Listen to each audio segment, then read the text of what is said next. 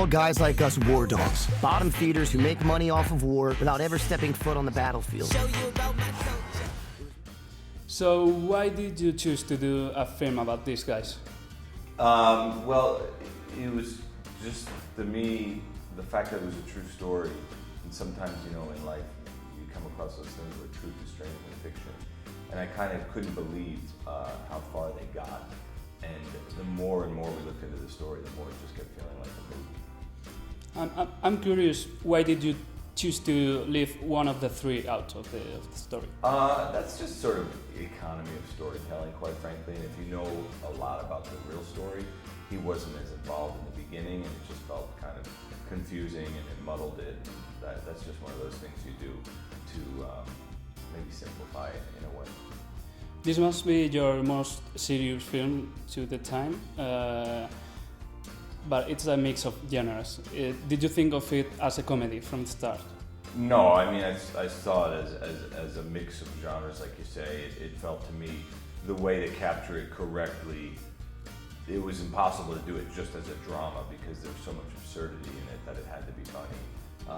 But then, you know, the movie as it goes on becomes more and more of a drama. It kind of starts as a comedy and sort of shifts tones in the middle, which to me was another reason, going back to your first question of why wanting to even make it.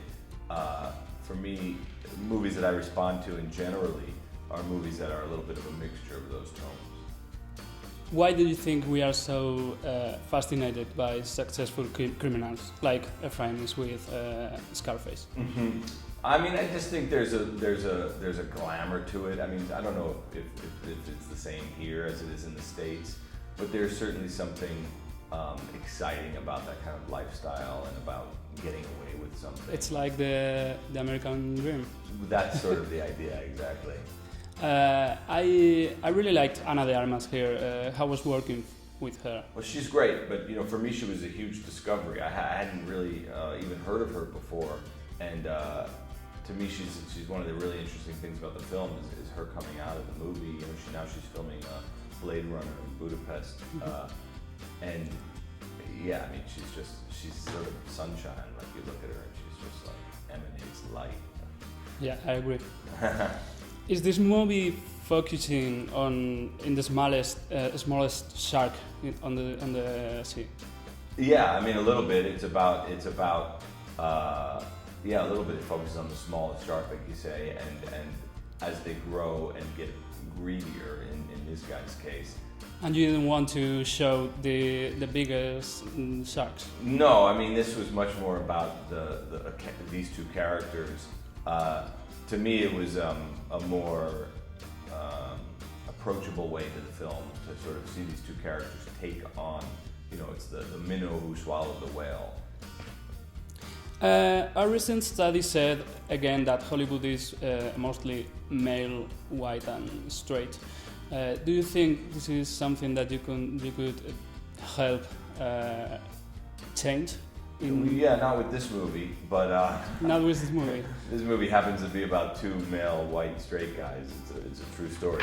But yeah, I mean, I think that's something that everybody should be looking at and thinking about.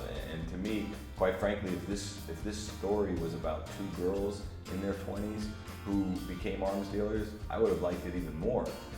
It just happened to be about these two kids from Miami.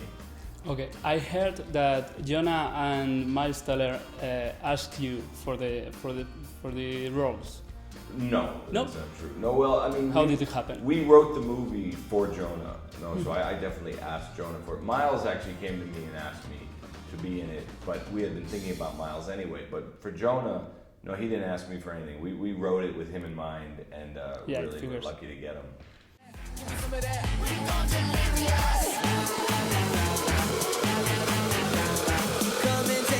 You seriously want to drive to Baghdad? David, we're gun runners. Let's go run some guns. Give me some of that.